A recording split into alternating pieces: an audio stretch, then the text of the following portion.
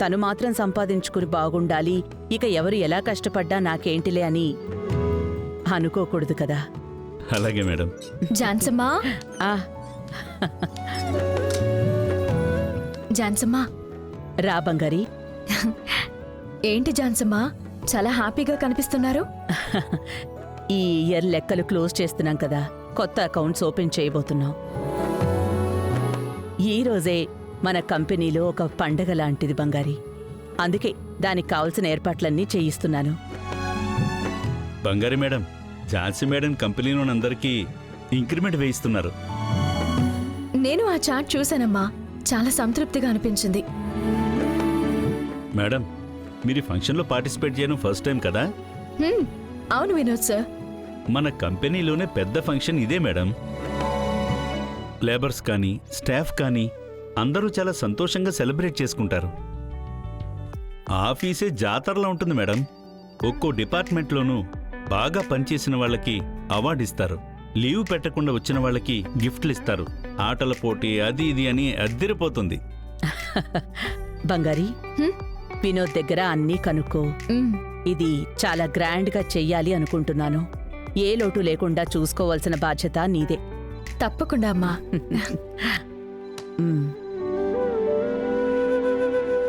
Madam,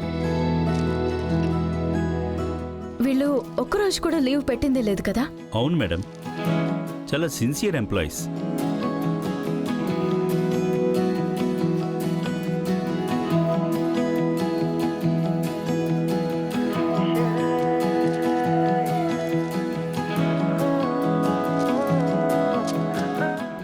ఇది check చేశాను.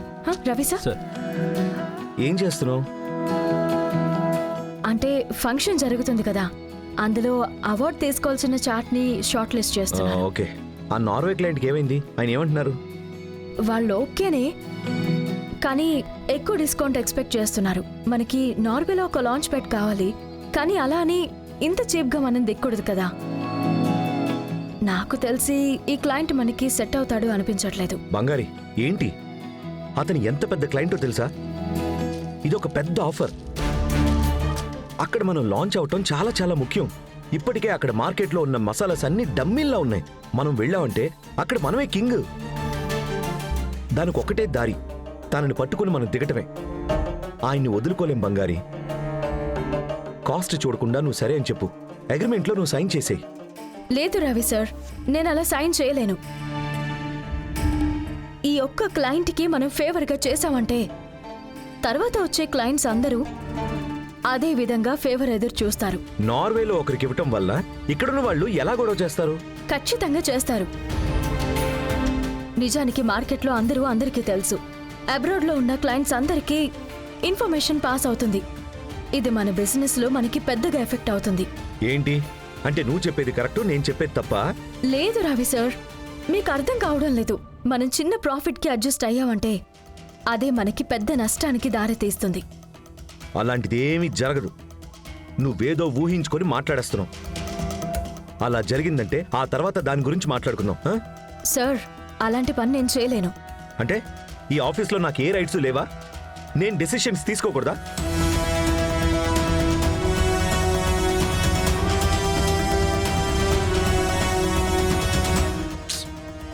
అయ్యో, మొదలు పెట్టేశారు. ఇది ఝాన్సీ అమ్మకు చెప్పాల్సిందే. చెప్దాం.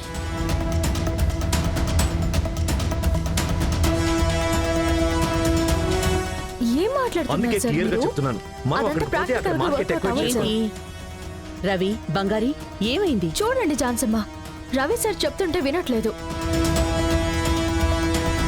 ఆ నార్వే క్లయింట్ చాలా తక్కువ కాస్ట్ కి అమ్మమంటున్నాడు. ఈయన దానికి అగ్రీ చేయమంటున్నారు. జాను, మనం అక్కడ లాంచ్ అవటం ఎంత ముఖ్యం? దాని గురించి మనం ఎన్నిసార్లు మాట్లాడుకున్నాం. ఇది మనకు దొరికిన పెద్ద ఆపర్చునిటీ జాను. వెరీ బిగినింగ్లో వాళ్ళకి ఆపోజిట్ కంపెనీ ఒకటి మనతో డీల్ మాట్లాడారు కదా. అవును, కానీ వాళ్ళు మార్కెటింగ్లో చాలా వీక్ జాను. ఏదో పేరుకే కంపెనీ రన్ చేసుకుంటున్నారు. కావచ్చులే రవి, వాళ్ళని పిలిపించి ఒక మీటింగ్ పెట్టండి. ఏ ప్రామిస్ చెయ్యకండి. వాళ్లతో మీటింగ్ అయ్యింది అని ఆ న్యూస్ మాత్రం స్ప్రెడ్ అయ్యేలాగా చూసుకోండి. క్లయింటే పరిగెత్తుకుంటూ వస్తాడు. అప్పుడు వాళ్ళకి రేటు తగ్గిస్తున్నట్టు కొంచెం తగ్గించి ఆర్డర్ తీసుకుందాం. ఉం?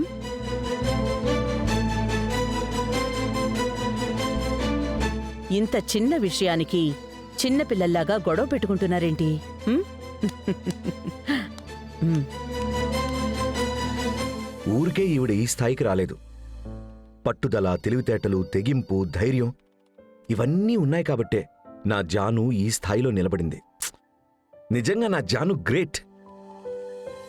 అవును, జాన్సమ్మ తెలివి తెగింపు గురించి మనకి మాత్రం తెలిస్తే సరిపోదు.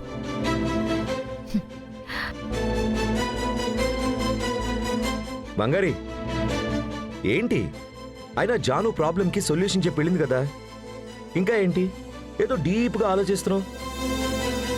ఇదిగో చూడు, నీ పాటికి నువ్వేదో చేసేయద్దు. నేను ఓకే.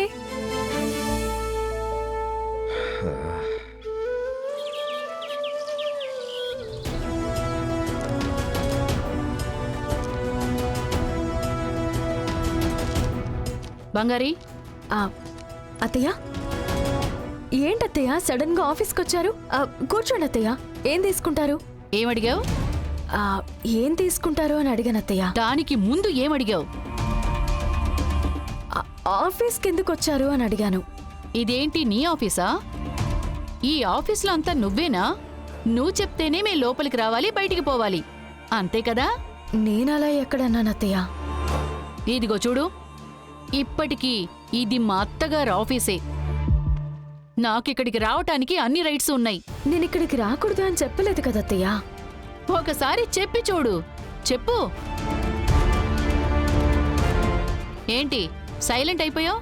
వద్దత్తయ్య, నేను మాట్లాడితేనే ప్రాబ్లం అవుతుంది. అంటే నేనిక్కడ ప్రాబ్లం చేస్తున్నానంటావు? అయ్యో అత్తయ్య, ఇలా అన్నింట్లోనూ తప్పులు వెతికితే ఎలా అత్తయ్య? పూజకి నువ్వే కదా ఏర్పాట్లు చేస్తున్నావు? అవునత్తయ్య, నేనే చేస్తున్నాను. నువ్వు నన్ను ఒక్క మాట కూడా అడగలేదే? నాకే తెలుసు అత్తయ్య. ప్రతి సంవత్సరం మా నాన్న ఇంట్లో ఈ పూజ చేస్తూ ఉంటారు.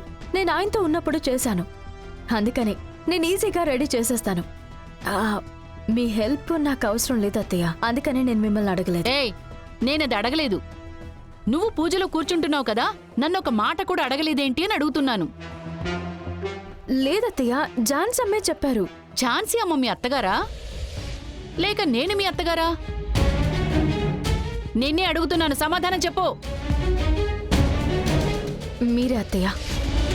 మరి ఎవరి మాటకి నువ్వు ఎక్కువ ప్రయారిటీ ఇవ్వాలి?